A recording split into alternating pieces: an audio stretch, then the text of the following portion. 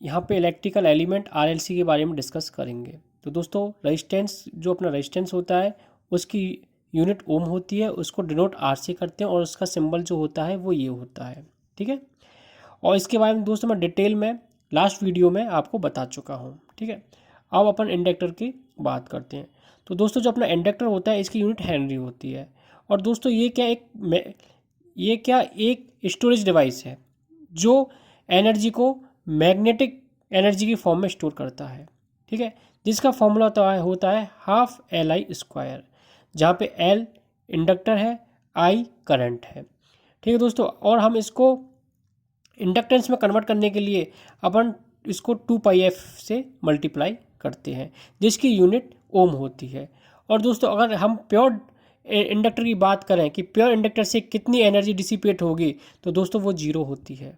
ठीक है, अगर आरएल सर्किट होता तो उससे अगर हम एनर्जी डिसिपेट की बात करते हैं तो उससे कोई ना कोई पर्टिकुलर एनर्जी डिसिपेट होती है, पर प्योर इंडक्टर से जो एनर्जी डिसिपेट होती है वो जीरो होती है। तो दोस्तों आपके लिए यहाँ पे जो तीन जो इम्पोर्टेंट है वो, एक तो इसकी यूनिट है, दूसरा एक्सेल कैसे निकालते हैं, तीसरा स्टोर्ड मैग्नेटिक एनर्जी का फॉर्मूला है। ठीक है, आपको ये तीन चीज़ इसमें याद रखनी है। अब दोस्तों हम कैपेसिटर की बात करते हैं। दोस्तों कैपेसिटर का सिंबल ये होता है, इसमें दो पैरेलल प्लेट होती हैं। ठीक है, अब दोस्तों जो इसकी यूनिट होती है वो यूनिट इसकी फैरड होती है। ठीक है, और हम इसको अगर कैपेसिटेंस में चेंज करना चाहते हैं तो इसका फॉर्मूला होता है 1/2πfc। और दोस्तों इसमें और यहाँ पे दोनों में जो एफ है वो फ्रिक्वेंसी है। ये फ्रिक्वेंसी स्टैंडर्ड फ्रिक्वेंसी होती है 50 हर्ट्ज। ठीक है, और दोस्तों जो कैपेसिटर होता है वो जो एनर्जी किस फॉर्म में स्टोर करता है, तो दोस्तों जो अपना कैपेसिटर होता है वो इलेक्ट्रोस्टैटिक फॉर्म में एनर्जी को स्टोर करता है, जिसका फॉर्मूला होता है हाफ सी वी स्क्वायर, जहाँ पे सी कैपेसिटर है, वी वोल्टेज का स्क्वायर होता है। अगर दोस्तों हम डिसिपेट एनर्जी ऑफ कैपेसिटर की बात करते हैं तो दोस्तों प्योर कैपेसिटर हमेशा जीरो एनर्जी डिसिपेट करता है। अगर ये आर सी सर्किट है या ये आर एल सी सर्किट है तो दोस्तों ये कोई ना कोई पर्टिकुलर वैल्यू एनर्जी डिसिपेट करेगा।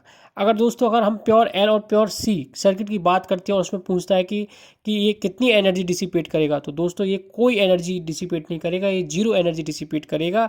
पर दोस्तों एल सी सर्किट में जो मैग्नेटिक एनर्जी है वो इलेक्ट्रोस्टैटिक एनर्जी में कन्वर्ट होगी और इलेक्ट्रोस्टैटिक एनर्जी है वो मैग्नेटिक एनर्जी में कन्वर्ट होगी। दोस्तों एल और सी को लेकर ही हम रेजोनेंस कंडीशन की बात करते हैं। दोस्तों रेजोनेंस कंडीशन क्या होती है, उस रेजोनेंस कंडीशन में जो मैग्नेटिक एनर्जी होती है वो इलेक्ट्रोस्टैटिक एनर्जी में कन्वर्ट होती है, इलेक्ट्रोस्टैटिक में एनर्जी मैग्नेटिक एनर्जी में कन्वर्ट होती है। और दोस्तों एक कंडीशन ऐसी आती है जहाँ पे electrostatic energy is equal to magnetic energy हो जाती है, जहाँ पे अपन कह सकते हैं X L is equal to X C हो जाता है। तो दोस्तों वो अपनी रेजोनेंस कंडीशन में होती है, वो सीरीज सर्किट के लिए होती है। अगर दोस्तों पैरेलल सर्किट की बात करें रेजोनेंस कंडीशन में, तो दोस्तों इसमें पैरेलल में अपने एडमिटेंस होते हैं Y L is equal to Y B. ठीक है, ये इक्वल हो जाता है। और दोस्तों वहाँ भी मैग्नेटिक एनर्जी और इलेक्ट्रोस्टैटिक एनर्जी दोनों एक पर्टिकुलर कंडीशन पे इक्वल हो जाती हैं। ठीक है, मतलब एक इलेक्ट्रोस्टैटिक में एनर्जी और इलेक्ट्रोस्टैटिक में एनर्जी और मैग्नेटिक एनर्जी का एक दूसरे में ट्रांसफॉर्मेशन नहीं होता। ठीक है दोस्तों, अगर दोस्तों इससे रिगार्डिंग आपको कोई भी प्रॉब्लम हो तो आप मुझे कमेंट सेक्शन में मुझसे पूछ सकते हैं। और दोस्तों एक और चीज़, अगर हम इनके सीरीज पैरेलल की बात करें तो दोस्तों सीरीज पैरेलल के लिए आर और एल का जो सीरीज पैरेलल होता है कॉम्बिनेशन वो सेम होता है। अगर दोस्तों आर सीरीज में है तो जो आर इक्विवेलेंट होगा वो सभी जो आर दिए हुए हैं आपके लिए उनका सम होगा। ऐसे ही दोस्तों अगर हम एल की बात करते हैं जो सीरीज में दिए हुए हैं, सीरीज कॉम्बिनेशन है इंडक्टर का, तो दोस्तों जो इक्विवेलेंट इंडक्टर होगा वो इन सभी का जो दिए हुए इंडक्टर है उन सभी का सम होगा।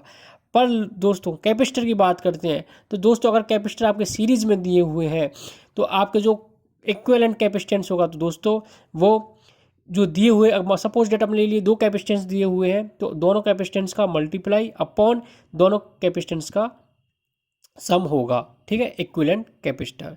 ठीक है, और दोस्तों अगर हम पैरेलल की बात करते हैं कि रेजिस्टेंस का पैरेलल कॉम्बिनेशन क्या होगा, तो अपना पैरेलल कॉम्बिनेशन होगा जैसे अपने लिए R1 R2 R3 दिए हुए हैं, तो 1/R equivalent is equal to 1/R1 plus 1/R2 plus 1/R3 ये रेजिस्टेंस का होगा। सिमिलर दोस्तों ये इंडक्टर के लिए भी होगा। अगर अपने लिए L1 L2 L3 ये पैरेलल में दिए हुए हैं और हमसे L इक्विलेंट पूछा है, तो 1/L equivalent is equal to 1/L1 plus 1/L2 plus 1/L3 होगा। अगर दोस्तों अपने कैपेसिटर की बात करते हैं, अपने लिए कैपेसिटेंस 3 अपने लिए C1 C2 C3 दिए हुए हैं और हमसे पूछता है कि C इक्विलेंट क्या होगा। दोस्तों ये पैरेलल कॉम्बिनेशन की बात कर रहा हूँ मैं, तो अपना जो C इक्विलेंट होगा वो C1 plus C2 plus C3 होगा। मगर मतलब दोस्तों जो मैं इसमें जो कैपेसिटर है, कैपेसिटर कहता है कि ये वाइस वर्सा, सॉरी ये रिवर्स कंडीशन है R और L कॉम्बिनेशन का। यहाँ अगर R और L का जो सीरीज कॉम्बिनेशन होगा वो इज इक्वल टू होगा पैरेलल कॉम्बिनेशन ऑफ कैपेसिटर, और जो पैरेलल कॉम्बिनेशन ऑफ कैपेसिटर का होगा वो इज इक्वल टू होगा series combination of R and L। Okay दोस्तों, और भी कोई डाउट हो तो आप मुझसे पूछ सकते हो। Thank you.